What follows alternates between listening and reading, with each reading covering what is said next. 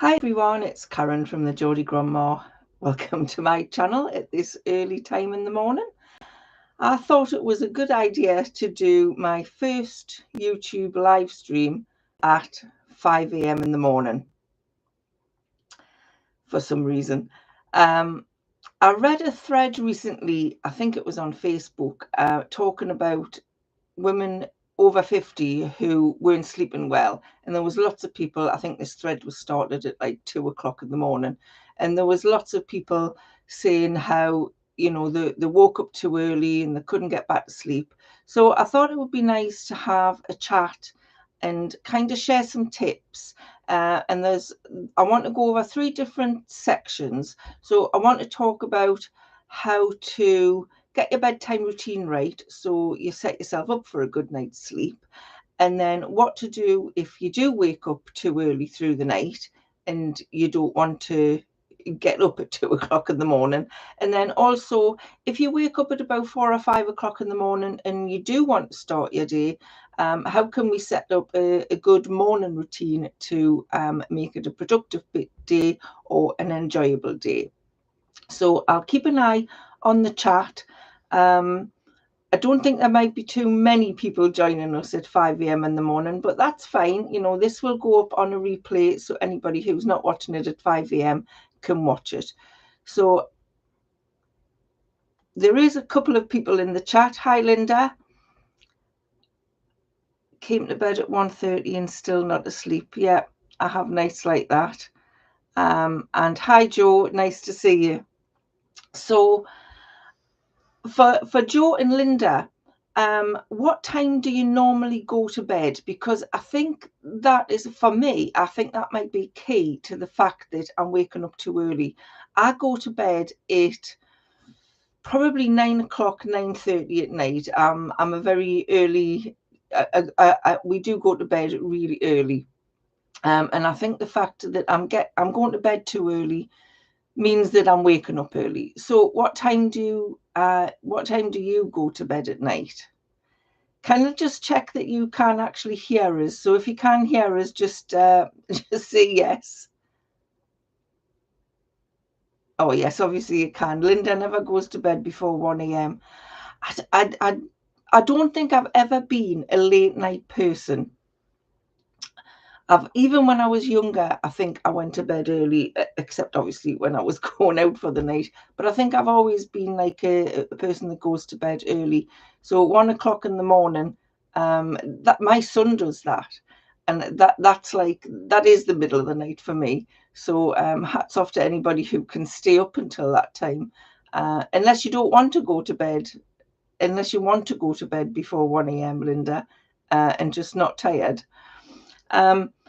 So bedtime routines, I think, are a good idea. I don't know that I actually have one, but I do need to set one up. And the first thing they tell you to do is switch off all your electronic devices.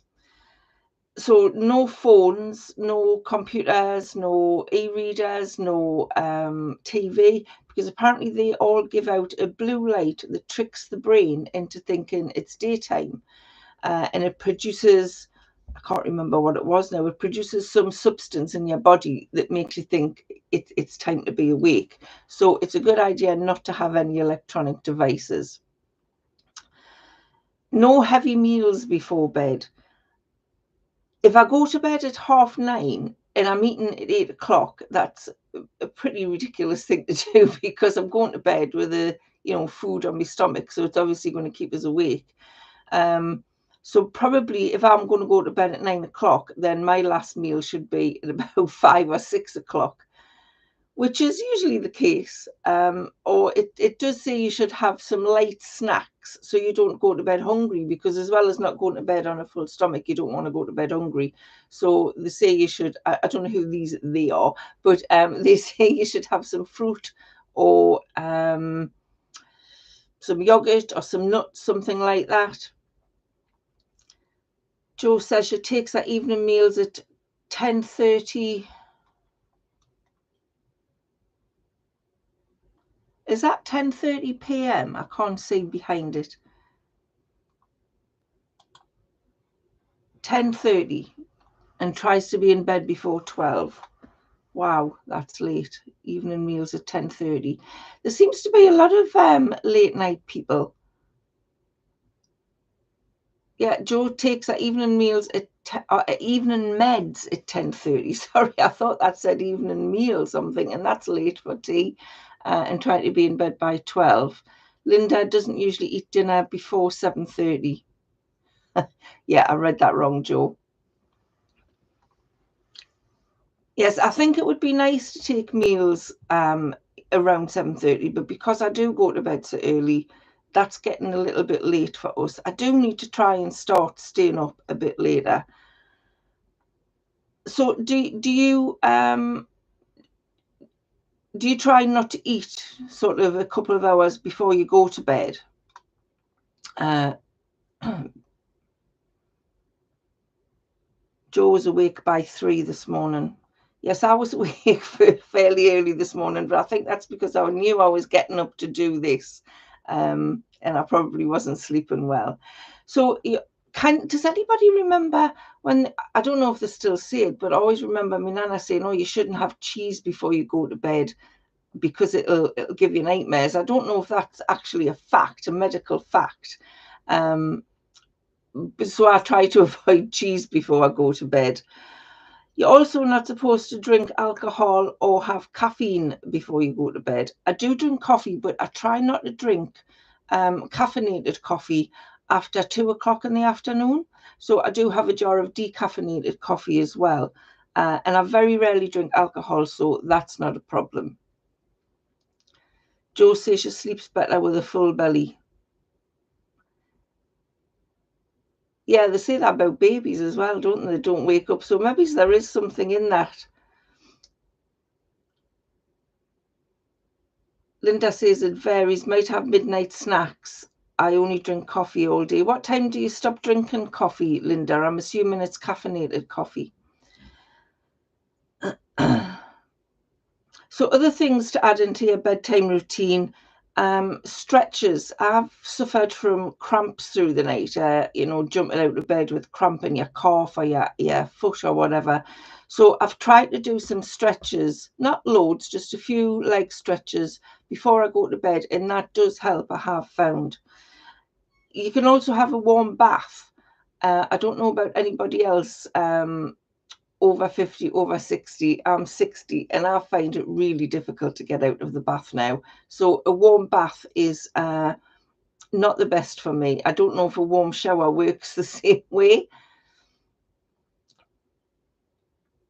You can also read, but I think if you're going to read something that is like a thriller or, kind of going to mess with your head or make you think too much, then that's not a good idea.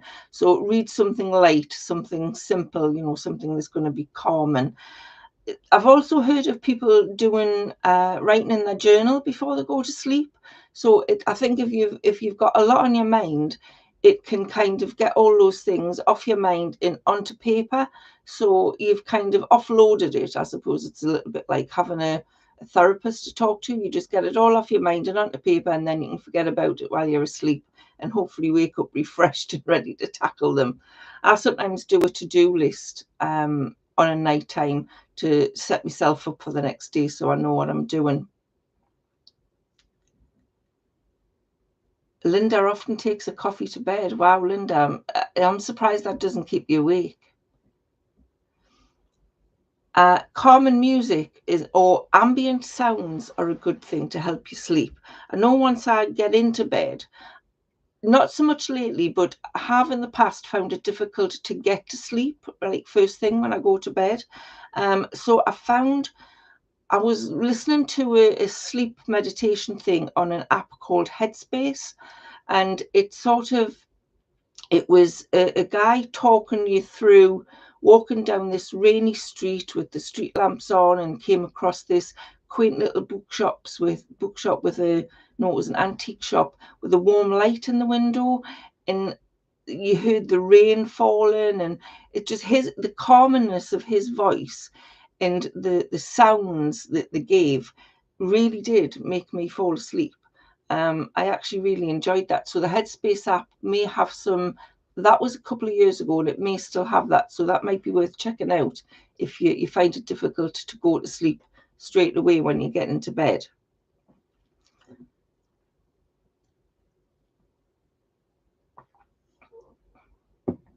Hi, Janet. Janet also takes coffee to bed. Wow.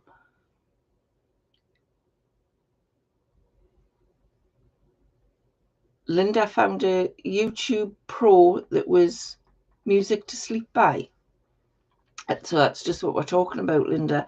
I found though, if my husband goes to bed at the same time as me, he might not want to listen to the ambient sounds or calming music. And I don't particularly want to wear my headphones, because I've got like my headphones that I've got plug into my phone. So if I fall asleep wearing my headphones, I may end up strangling myself. So that's probably not a good idea. But I noticed that Audible, if anybody's got Audible, I noticed that Audible have some kind of sleep recordings on there by different celebrities, sort of a little bit like the Headspace thing. So taking you through, I think there was one talking about a rainforest, and there's one talking about a desert, and you get the sounds of those environments. And they're free to listen to on Audible. So if you do have the Audible app, they could be a good idea as well. But I do find ambient sounds really helpful to get to sleep. And something else I found helpful to get to sleep is something called box breathing. I don't know if anybody's tried that, but what you do is you breathe in for a count of 4, and then you hold your breath for a count of 4, then you breathe out for a count of 4, and then you hold it at the bottom for a count of 4. So if you think of it like a box. And I found if I do that 4 or 5 times, I'm usually asleep by the time I'm starting the 5th one. So that might be something you want to try if you've got problems getting to sleep. Yes, Linda, we'll have a lot of hardened coffee drinkers in here. This is, like I say, 5 o'clock in the morning. I've actually got a cup of lemon and ginger tea. So I haven't started on the coffee yet.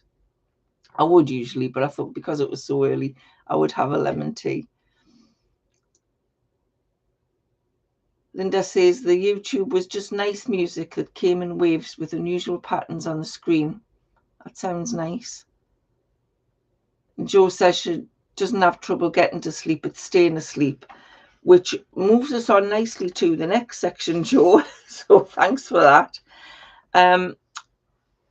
So I'm assuming most of us in the chat, and myself included, do have trouble staying asleep. I mean, how many of you have gone to bed? Say you go to bed at 10:30, and then you'll get nicely to sleep, and you'll wake up and you think, oh, it must be about 5 o'clock, and you look at the clock and it's like 1 o'clock in the morning. I hate that. And I do tend to look at the clock at the same time every morning, I've found. And for me, I think it's around 2 o'clock. There was a few mornings where I was looking at the clock and it was saying 3:33, and I thought that was a bit odd. But there's several reasons people wake up from through the night. And I think when we're over 50 and over 60, what with menopause and post-menopause and what have you, you do tend to sleep less. Well, I do. And by the way, I am not a medical professional. I'm not a sleep professional. So if you do have any medical issues that's keeping you awake through the night, or you're awake through the night and it's really affecting your days, then please do go and see your doctor. But some of the reasons that I've woken up through the night in the past is I've suffered badly with leg cramps, and that has woken me up. And of course, it's difficult to get back to sleep. Sometimes I wake up because I'm too hot.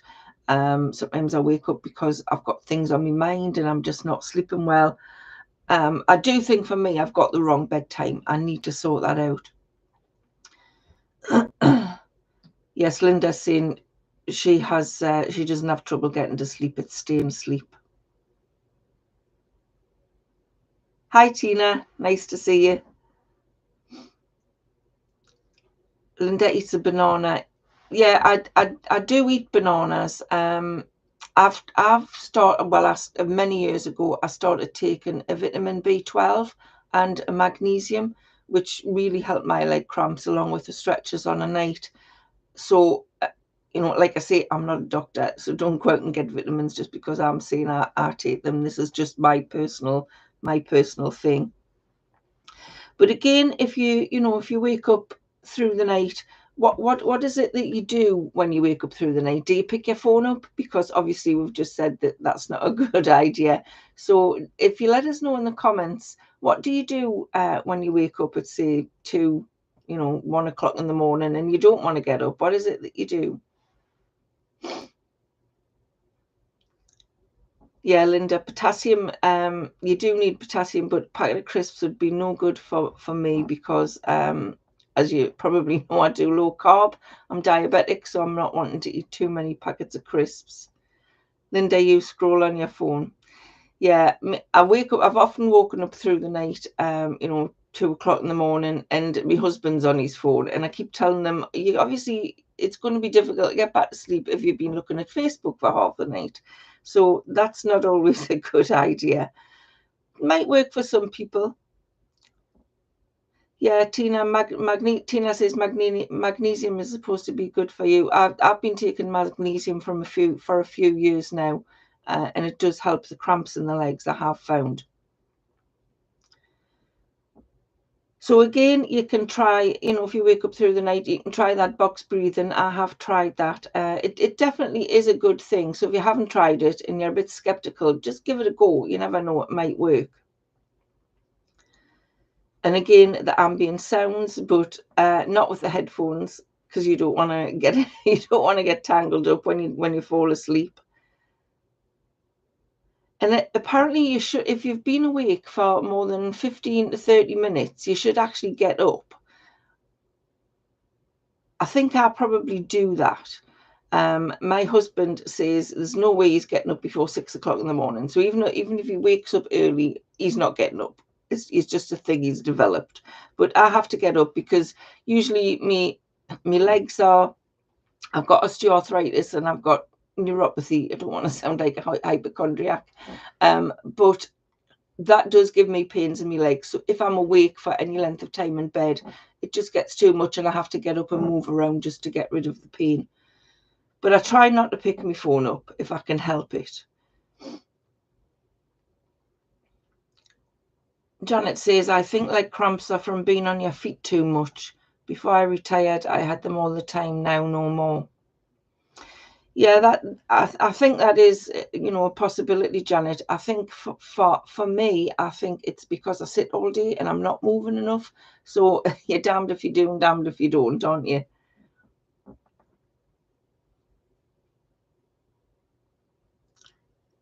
Yeah, Linda, I think it's different for different people. I think cramps are just something the doctors and that haven't really got to grips with. They don't know why it happens. And I don't think they really know how to cure it either. I think it's just something that we'll have to put up with. So does anybody get up through the night if they can't sleep, if they've been awake for 30 minutes? Has anybody decided to get up and just pot around the house? If you do that, what do you do? I have gotten up at 2 o'clock in the morning before. I like to say if I can't get back to sleep within 30 minutes, I'll get up and I'll probably make a cup of herbal tea. I won't have a coffee. And I'll read a bit of a book. Again, like I say, not anything too taxing, just something simple. I always find something like, I've mentioned this before, The Happiness Project by Gretchen Rubin, something like that. I always find is nice to read. It's not going to affect my brain too much that I won't get back to sleep.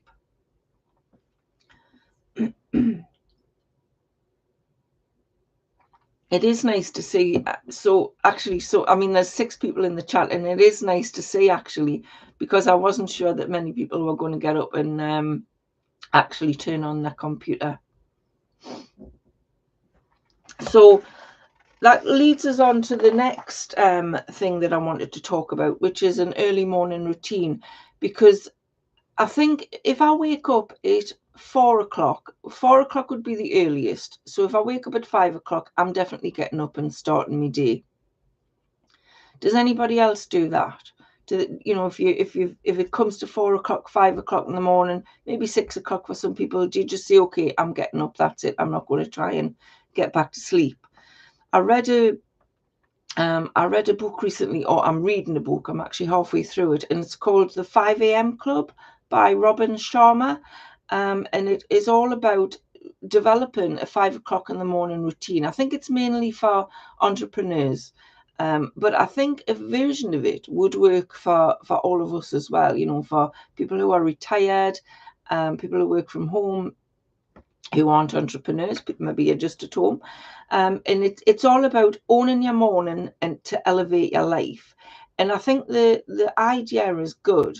And he says that from 5 a.m. in the morning till 6 a.m., you should have 20 minutes of intense exercise, which I'm not going to do intense exercise, 20 minutes of self-reflection, and 20 minutes of personal growth. Now, I can see why those things are going to work for an entrepreneur. Is probably a good thing. But for somebody like me, who is not really an entrepreneur, I am self-employed, but in no way would I say I was an entrepreneur. So for the exercises for me, if I was awake, say I started my day at 5 a.m., I might do some simple stretches, and maybe a very light yoga routine. If it's late in the morning, me and my husband would, well, not that he's awake at 5, but it would have to be 6 for him. We would go for a walk. I really enjoy a walk first thing in the morning. But if not, it would just be stretches or something light exercise in the house. Self-reflection. I don't really do self-reflection, but that part for me would be, again, if it was a nice morning and it was late, or maybe if it wasn't late, but it was still a nice morning, I would sit in the garden with a cup of tea for, 20 minutes and just think, just look around and think about what my day is going to be. Or some people might write in a journal. That might be how they do some self-reflection first thing in the morning. And for the personal growth, I'm not really looking for personal growth, but I do like to read something motivating if I'm going to be working from home that day, which I work from home every day, so that's a given. I would probably read something like The Happiness Project, or I have another little book that I quite like to dip into. It's How to Find Joy in 5 Minutes a Day by Joanne Mallon. Just nice, easy, nice, something easy to ease into your day. I mean, you could do a hobby for 20 minutes if you knit, or if you do a junk journaling, something like that. You could do that for 20 minutes. Because when you're doing things like that, you do kind of self-reflect as you're going along. And it is a bit of, personal growth, because you're actually doing something and you're not just sitting there looking into space. Or you could even watch some YouTube videos. A lot of YouTube videos motivate me and get us started on my day. So that's a good thing. Linda says she's on her phone in bed. Janet says, I'm thinking about going to sleep at 5 to 6 a.m. What time did you go to bed, Janet? Did you say? Just remind me.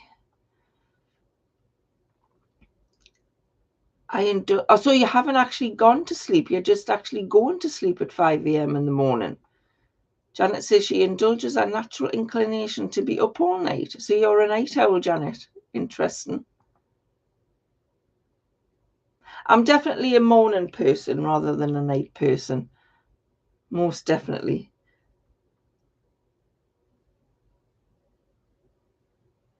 Interesting. So does anybody have a morning routine when they get up, or do you just go straight into whatever you're going to be doing for that day? Or do you have a set routine that you would do every morning? Let us know in the comments, please.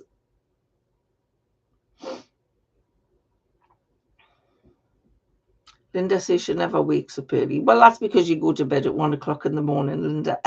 I'm assuming 5 o'clock is kind of the middle of the night for you. And Janet, you've been a nighttime you've been up all night since you were born. Yeah, my grandson's a bit like that. He's 7 and he's turned into a teenager. He likes to lie in.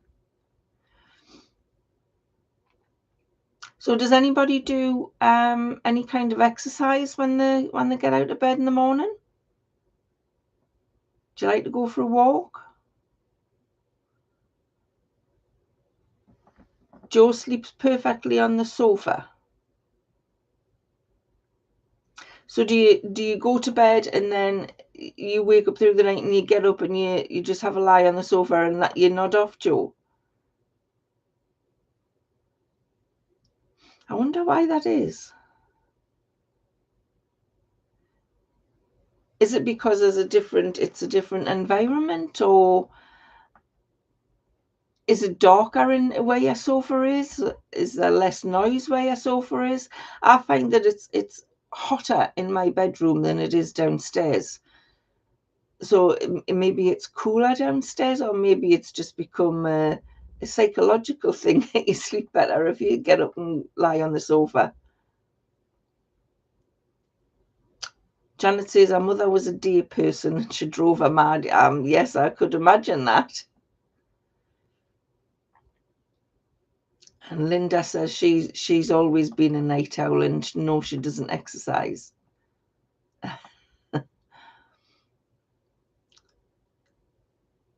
Does anybody read a book when they get up through the night?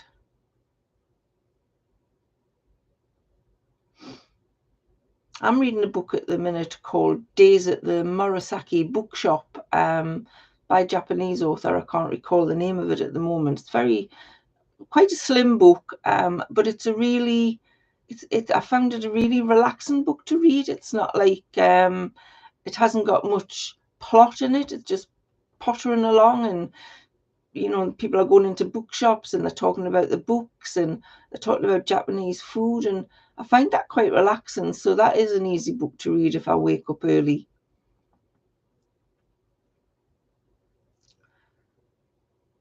Jo says it's been like that since she lost her husband last year. I'm really sorry to hear that, Jo. I suppose that's understandable, if you've shared a bed with your husband, then that might be difficult, and that's maybe why you find it easier to sleep on your sofa.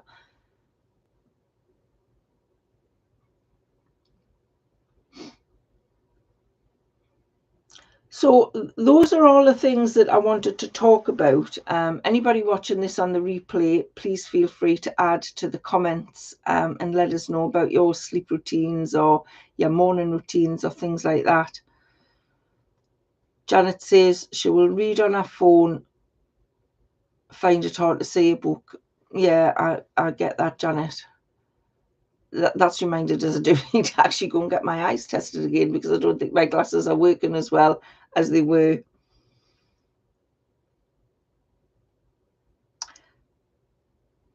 So it's 5:27, so we've been on for half an hour. I really appreciate everybody joining in the chat.